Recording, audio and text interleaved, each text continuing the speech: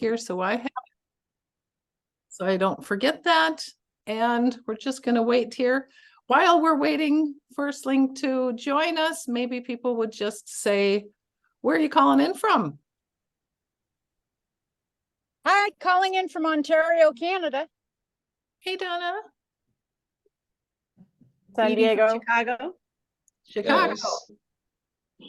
Yes. Just from Denmark. From Denmark. Hello, hello. Hello. Minnesota. Minnesota. I'm from South Africa. Hello from Portugal. Portugal. Hello from Hawaii. Hawaii. Yay. Mexico. Hello. Hello, Slink is on. Mexico. Hello, Chicago's best ever. Slink is on, Carla. I got him. Okay. Anyone else want to say where they're calling in from while we've got people on the line here? Rita from St. Louis. St. Louis. On mute. You got it. We I got it. Okay. can almost see you here. Yeah. Maybe a little Good. closer because you're kind of far away there. Okay, let me get closer. I probably have to. But okay. Yeah. Here, I can hold it. I can hold it. Yeah, that's always good. That's always Yeah, wonderful. yeah. Yeah. Okay.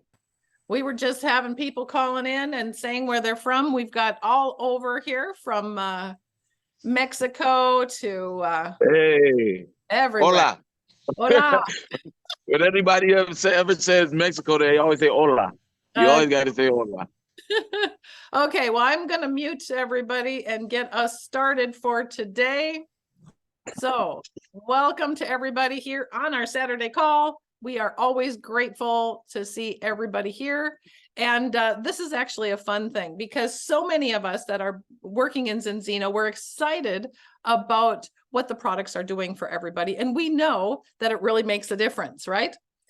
But when we are such a test-based company and the products are working, we're getting the attention of people who really want their bodies working optimally. So today we have an incredible speaker on. We have been honored to get to know him. And I'm going to just introduce you to him first, and we're going to go a little bit about his background, how he met Zinzino, and what his goals are here for the future. So I'm going to have him unmute. So he has actually been boxing for a while. He has a different background too, because he has been in the music industry. He has been Mid-America champion. He has then also went pro, and now he just had this great match against Muhammad Ali's grandson and won. So we are super proud to call him our brand ambassador in Zinzino. Everybody will welcome Slink Proper. Hey, Slink. Hey, how's everybody doing? We are doing great. How's everybody doing? We are doing wonderful. So Slink, could you just tell us a little bit about your background? Let's start at the beginning, because you've been boxing for a long time, but you've done a lot of things in life. So, but you weren't born here in the US. You were born over Cameroon, overseas, in West Africa. Came here at a young age, as a kid. And when I came here, you know, I was integrated into the school systems, the Minnesota school systems. And, you know, I started boxing, or as far as boxing goes, and athletic. I've always been athletic, always playing sports since a young kid, and also was always into music. So, yeah, it really came to fruition. Which came first? Did music come first, or did boxing come first? Which came first? The music came first. The music came first, but the boxing interest was always there. It was always, fighting was always in my life. You know, it was always in there. It was detrimental to some of the situations that I have been through in my life, you know, unfortunately, but it made me stronger, and here I am today. Okay, so people are going to say, okay, Slink Proper was not the name he was given as a baby. Yeah. So yeah, Sona Akale is actually your name. Yeah. How did you end up with Slink? I know it was something to do with your music. Would you tell us? Yep. Okay, definitely. So how this happened was, yeah, hey, y'all, my fault. My son's playing with his new puppy. He's excited. Yeah, yeah. But when it was Sona Akale, you know, Sona was the chief of a village in Cameroon. It means chief, you know. So Sona some places means sound, but according to how I was named, it was the chief of a village, you know. So after that, you know, I had to make my music name just as impactful. So my music name is Slink. Slink is the offspring of an animal, and I used it to say I was the offspring of hip hop. You know, so I was the child of hip hop. And proper came because I deliver even the way I spoke. They nicknamed me. They would be like, "Why are you always talking so proper?" My dad, my father was always strong a strong believer in communication. So he always had me speaking. Every time I spoke, you know, is but or any words that I would use that had any slang, he's stopping me and making repeat the whole sentence in context. So you're being yeah, proper so there. Okay. So proper. and you were actually doing a lot of great things in music, but you had a passion for your boxing, and Oh yeah. you started boxing. So where did you start with that, and how did it all begin? You know, it's so crazy because I was always boxing. I was always sparring in the gyms. And I was getting other pros ready for their fights. So they would have big fights coming up and they'll be like, "Hey, I need that guy in the camp." They're like, "Hey, this guy isn't a pro. This guy, he just works out a lot. He works out, he's in the gym all the time." They're like, "No, this guy." Boom. Every time, every pro that I would spar with and enter in their camps, we're going through the camp, I'm getting stronger as well. I'm getting better as well every time. You know, these are undefeated pros, you know, like Ishmael Mwendo, that is one, 20-0, you know, I'm helping him get ready for his next fights. One day, the last time I sparred, this guy named Scott Tolzman said, "Hey, you know, you have a pro style, man. You're actually really good. You got some talent. What do you think about trying a pro fight?" And I was like, "All right." You know, I just said, "Okay, let's do it." They showed me the check. I said, all right, let's try it out. You know, my first fight was at Myth. Myth is a venue in Minnesota, a big venue in Minnesota. So, can anybody see me? Can you see me? Okay, okay. Some reason it keeps having things pop up, and I'm just pressing okay. All right, but Father, yes. yeah, okay. I see. Okay, so it was at the Myth, and you know, Scott, he wasn't able to train me as much. He wasn't able to, you know, because Scott was very busy running his own things. And Q came to the first fight, and that was a blessing because when Q came to the first fight, Q saw some potential in me. He was like, man, it was like, you know, So this is your first fight, more this is in my first fight. first Yep. pro fight. And then My first pro fight, yeah, in front of a lot of people, a big crowd. It was a huge crowd for my first fight. It was because the main event was a guy named Phil the Drill, and he was a well-known boxer against another well-known boxer. So it was just a packed crowd, and then everybody that knows me from the music was like, "What? This guy? He's a musician. What? He boxes now? Let me see this." And it brought them to so it was a huge crowd. I ended up stopping the opponent. I ended up stopping my opponent, and that's what it was a great moment. I stopped my opponent my first fight. He had more fights than me. It was a great experience. Hey, what up, man? Sorry about that. What's going on? It was a wonderful. I know, yeah, it was a wonderful experience. You guys know I'm still running off my celebration from winning the Nico Ali fight. So every day we got to get into all of that here, man. Yes, for sure. Okay. Yes. So you had Coach Q, and you said Q, and people Exactly.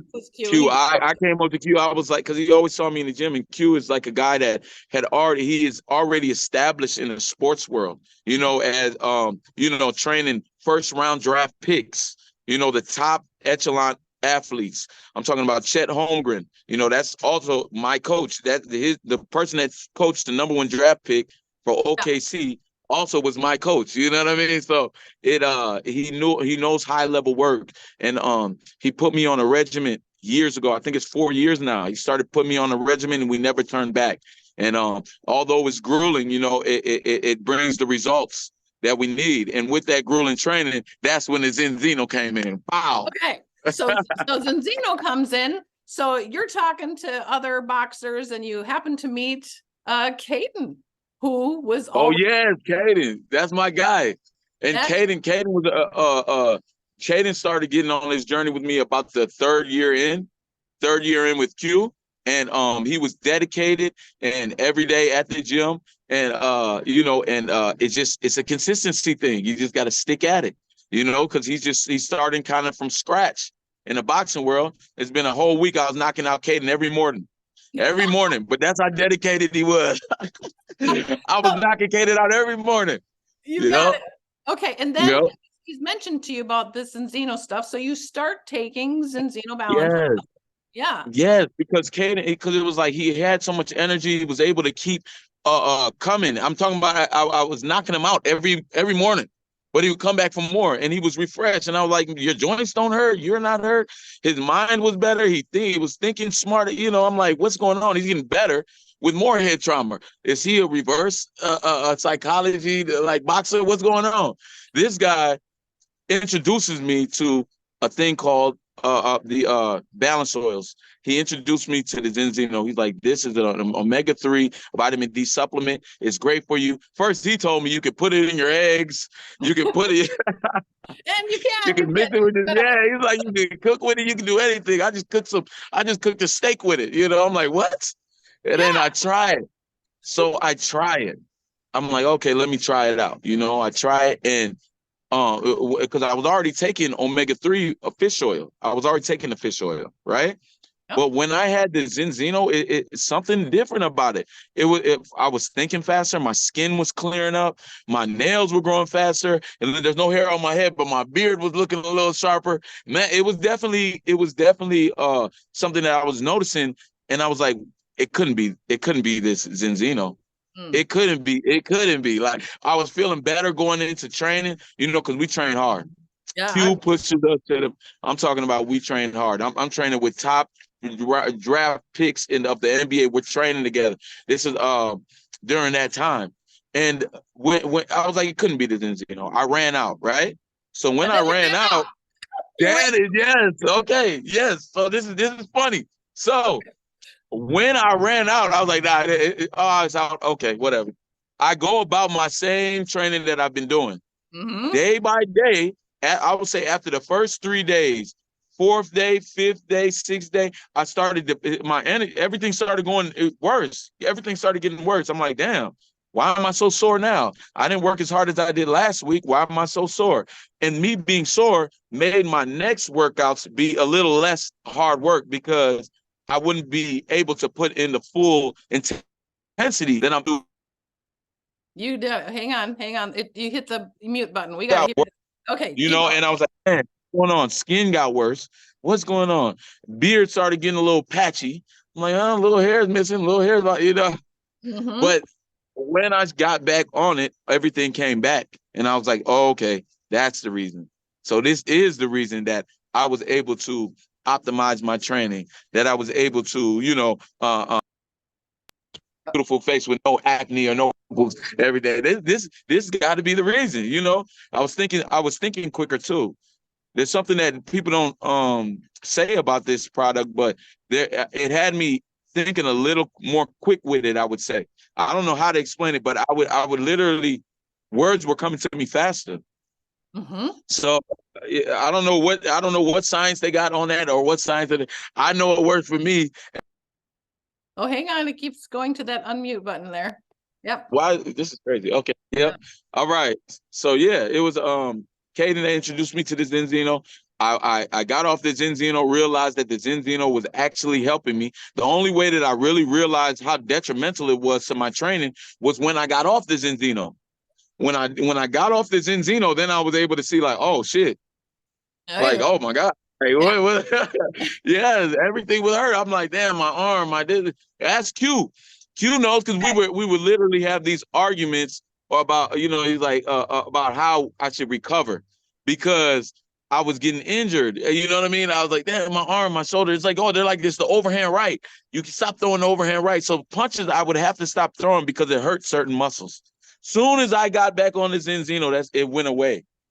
It went away. The aches and joints went away. So I was like, oh, okay, this is what I need. Go ahead. Go ahead. We got it. We got it. Okay, now I am gonna actually pull in your Coach Q, Well, because call him in. Call that man in. I'm calling him Where in. he at? Hey, Coach Q, we are so What's going grateful. on? What's going on? We are so grateful that you are also here. And now you saw, I mean, I want to also talk a little bit about leadership because you actually saw the potential in him on his first fight, right?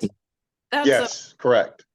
so because I think that kind of ties in a little bit to Zinzino too, of really spotting some of the potential of people out there. But you saw that he had potential and you approached him and said, hey, I'll work at coaching you. Yeah. Yeah, it's kind of funny. I mean, he's pretty much 100% accurate in how we got together. Where you When I at, Q? watched the fight, the He's biggest somewhere thing in the I world. noticed from You're Hmm? he's somewhere in the world. Where are you at, Q? That's what Slink is asking. Where are you at in the world? oh, I travel a lot. That's all. I travel a lot. Yeah, I know nothing about that. I know. I know we're the traveling too here. Yeah. Okay. So But you saw Slink and you saw his potential and you approached him and Yep. said, okay, I'll coach you in this. yeah, he came to me and I would give him little pointers and stuff in the gym, and he would listen. And then one day he just came to me and was like, we came to each other. He was like, "Cute man, I want you to train me and manage me." And I was like, "Huh?" Because a lot of people don't know I've always been a boxing fan, but basketball and basketball and football was my expertise, not really boxing. I was boxing myself still. So me being the person I am, I just jumped in, was like, okay, fine, let's do it.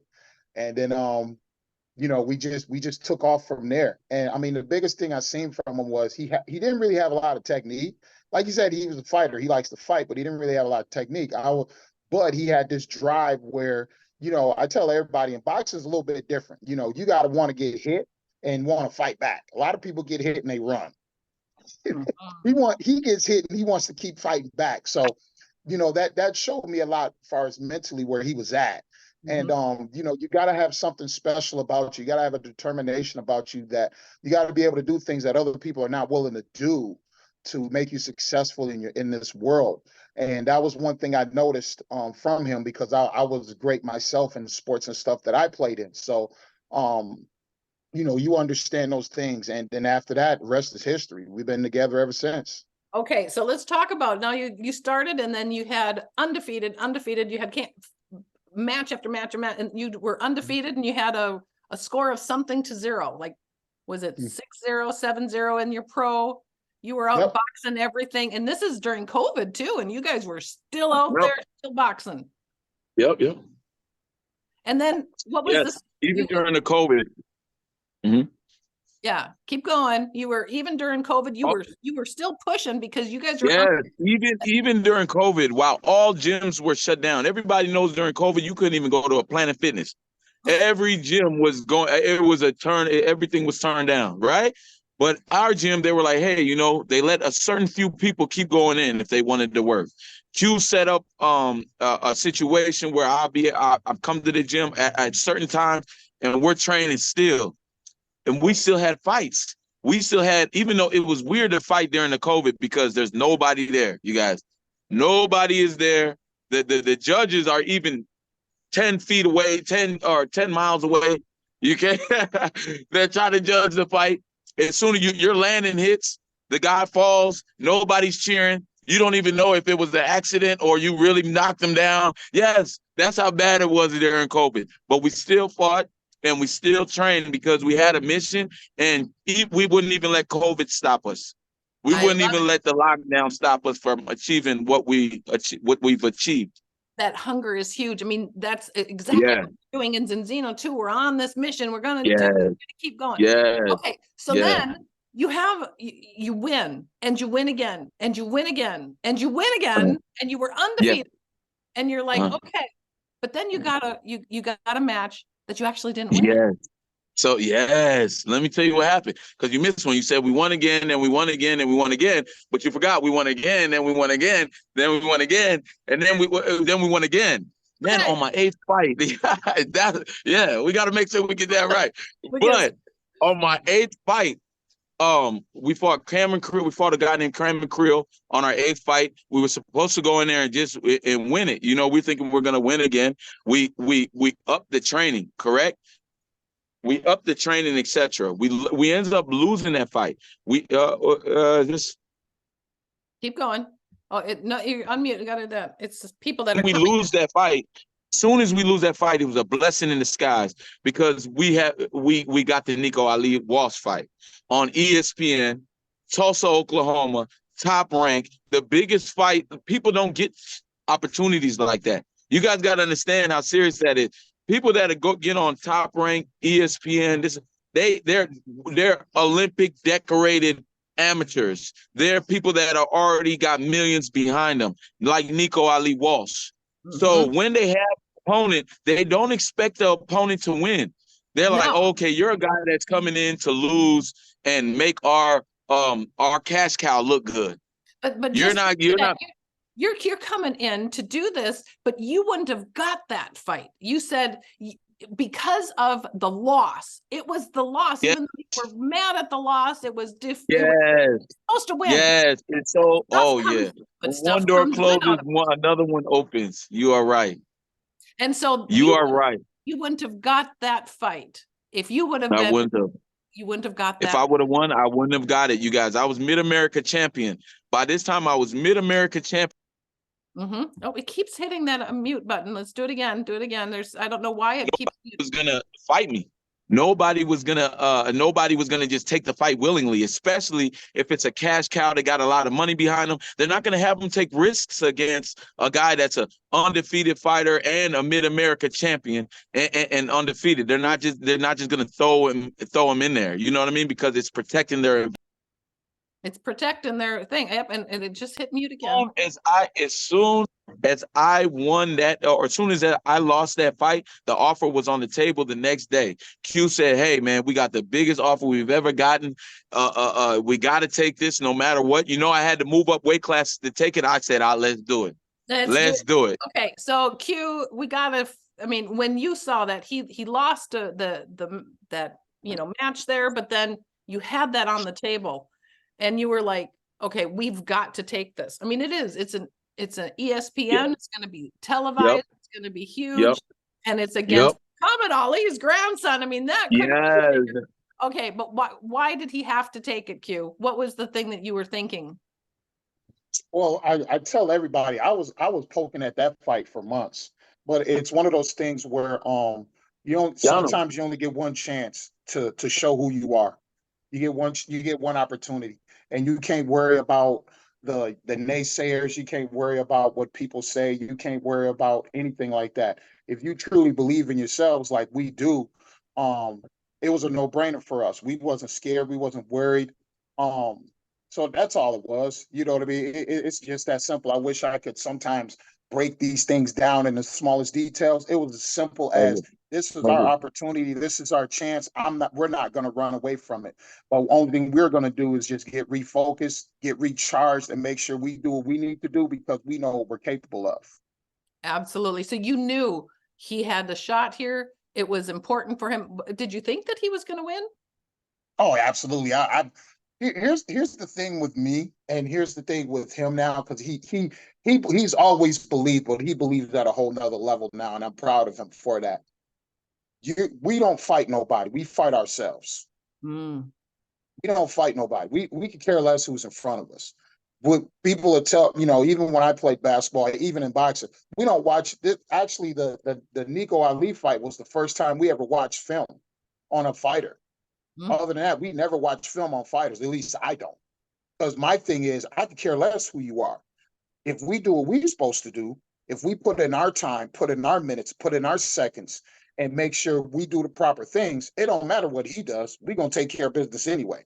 So It was 100%. I knew we was going to win as soon as he signed the dotted line. I personally said, I don't know what he's doing, but that's his problem, his situation. and they're not going to be happy by the time this is over. Okay, so let's talk about the match. You get in Mhm. there, it is the match. I mean, it was, I mean, I've watched every second of that match, and just to see the concentration, the commentators even said when you got hit at one point, Slink, the commentators even said, look at how is he coming back from that fast? How is he? You know, they noticed it. Even the commentators were talking about your resilience and you coming back and your hunger. Yeah. Oh yes, man. It's like I knew there was nothing that was gonna stop me that night. There was nothing that was gonna stop me. We already had been training. We just got out of. You remember the fight happened literally a month after I just lost. That's how quick the turnaround was. They weren't trying to wait for me to heal. They weren't trying to wait for nothing. Hey, get back in it, and I was ready.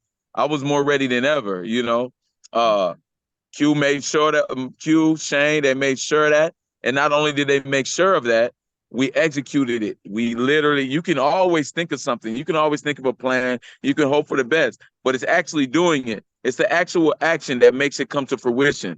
And that's the beauty of it, because we've always had the action and we've always had the vision. It's just when that loss happened, we wasn't sure what we were doing wrong. And when that loss happened, it created that great opportunity. And it never would have happened if that loss didn't happen. Embrace the trials, embrace Yes. when you're down. Oh yeah. That's why. Yeah, I'm a strong believer in embracing everything now. You got to embrace. You have to. Every loss is just it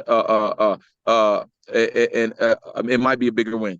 Every loss is probably going to be a bigger win if you look at it that way. If you let it break you down, then it's not going to happen. But Okay, it can uplift you. So we're at the match, and I mean, you guys were in for, you know, a long time, many rounds, and you get to the end, and they're gonna announce the winner. Yeah. Tell me about In my head, exact moment. That exact moment. In that moment, I was worried they were gonna try to rob me. I was worried. So then when the first judge read off the judge's first cards and it was a draw, to him it was a tie. I was like, huh? And I kind of got sad. I was like, no. But then in my head, I'm like, nah. they can't cheat me on this. Like, and everybody sees this. This is televised worldwide.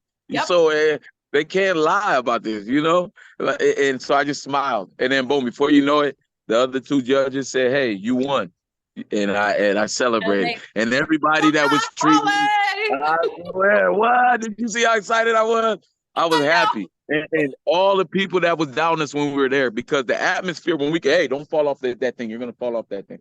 When the atmosphere, I'm sorry. When the atmosphere, when we came there, it was like, hey, you're here to lose. They wouldn't even let us in the press conference. They wouldn't even let us on the stage. And we're the opponents. Instead of taking a picture face off with the opponent, they had him take pictures with the top ranked girls. Yeah. You know, and it was like I was right there in the crowd, like, are y'all serious? Like, I'm the guy, you know, but hey, in our heads. But they started listening to you. Oh my God. As soon as I won and they announced that thing, I found every single person that was saying that was denying us entry. I was like, yeah, didn't I tell you? I told you. Yep. I had to, yes. Oh yeah, that was a month. That was it was a moment that you can't, like, a lot of people in their life will never feel, you know? And it was just something that I was like, I told you so. I proved you wrong. To prove somebody wrong, that's crazy. Okay, Q, what were you thinking right at that time? Get him down. To be honest with you, for me, it was just another day in office. He'll tell you I was you're calm that way. and cool and collected. That's the difference between you guys. Slink is up and going. No, but you know why though? This is why. This is why. Your mindset. People hope because they're not prepared. People hope to win because they're not prepared. We did everything that we were supposed to do.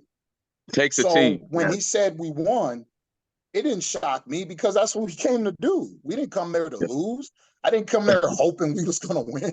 So for me, the mentality has to equal your execution. You can't sit here and work your tail off and then go to an event and say, well, I hope we win. No, you have to go in with the same mentality of, you know what I mean? And so for me, you act like you've been there. that's something that we're talking about now at the next level, is acting like you've been there, not because you're not happy that you've won, is because you're not surprised that you won, because of the simple fact of, this is what we do. If you put, like I told you, like I said from the very beginning, we're not fighting him, we're fighting ourselves. So if we put in the work, we do all that, why wouldn't I win? So You know what I mean? So for me, I was calm, cool, and collective. I was like, yeah, that's what I right. We did that. And you're then the fun always part is when you walk around, because, at first people are walking around and they're like, who are these guys? Because we don't look like everybody else. That's the fun thing about that whole situation. Everybody had their fancy gear on and their fancy clothes. And here we are. We got 3 different outfits on. And, we don't look like We we were don't more look like coordinated than that. everybody else at all. You know, and people are looking at us like, why are these guys here? They look like a bunch of rough whatever. And then after the fight, we're walking around, everybody's looking like, oh, this and that. And for me, the only thing I'm sitting there saying is, yep, you know what it is now, because at the end of the day, we knew we was going to do this in the first place. So who cares what y'all think? I love it. I love it. What a huge thing. Okay, so Q, you are all about the mindset. You know that it's so much up here. So Mhm. I mean, in Zinzino, we work at building up that mindset too. So, Mhm. so what? Because all of this so much ties together. I mean, we've heard about the hunger. You need to have the hunger. You need to do the work. You need to expect it. You need to, because that gives that posture, and then and you're going to win. You just keep at it long, you will win. So, what would you say about what was the top key of winning things? Whether because you work with athletes of all different sports green. So, what is the winning? What is the winning key of things? One of the biggest keys is understanding your why. A lot of people don't get that. They don't get to that far. Understanding your why. Why are you, you hear that question a lot, right? Why are you doing this? And people will give an answer, but I call them corporate answers, right? The corporate answer is, I ask you, like, let's just talk about this with Zinzino. The corporate answer would be, why are you doing this? Well, I want to make money. That's the corporate answer, right? What's the real reason why you want to get involved in this? My mother died, and I'm just using stuff as an example. My mother died, or my father died from, they wasn't healthy. And because of that, it allows me to push further than I ever will go, because I always remember my why. Yeah. So that's the hook with this whole thing, even with Zeno. What's your why? Why are you getting into this? If you're getting into it just because of money, then you're probably not going to get the things that you want. There has to be a real reason, a real why. I'm a person, I'm a coach where I dig into your why. For example, I'll just use Slink as an example. When Slink gets tired, I call his son out every single time. And his energy goes from, I don't want to do nothing no more, to he'll run through a wall, because his why is his son right there. That's his why. That what you guys see right now is his why. That's why he pushes. That's why he's willing to die for whatever he needs to do. It's because of what you see in front of that right now. Yeah. So when you understand your why, but once you understand your why, then you have to accept your why. Okay. Once you accept your why, everything in your life changes, because every day you're reminded of that.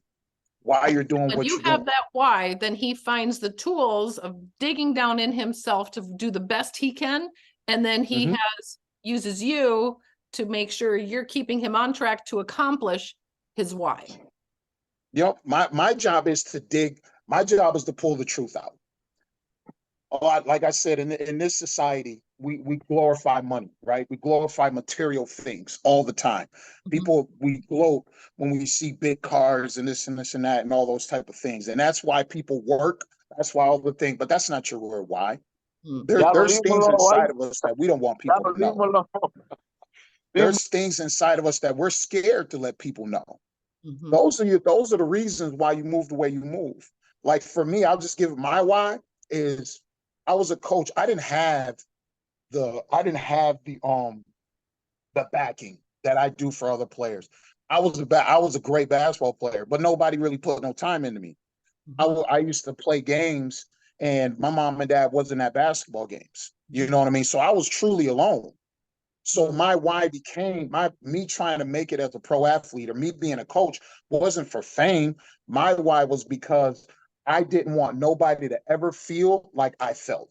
I Wow. remember that feeling every single day. When I walk in the gym and I see Slink and my other players and they look at me and they're sitting there asking me to help them, I remember when I didn't have that help.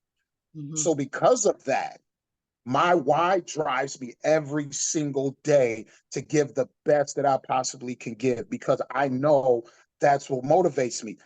They hate my guts. Slink will tell you, Slink and all my players, they hate my guts because when I come into that gym, I come into the gym with the motivation of my why, and I will not let you fail because I know how that feels. I felt people failed me, not because they tried to, because they didn't have the knowledge. So now that I have that knowledge, I have to give it back. And that's my why. So once you understand your why and accept your why, sky's the limit for you.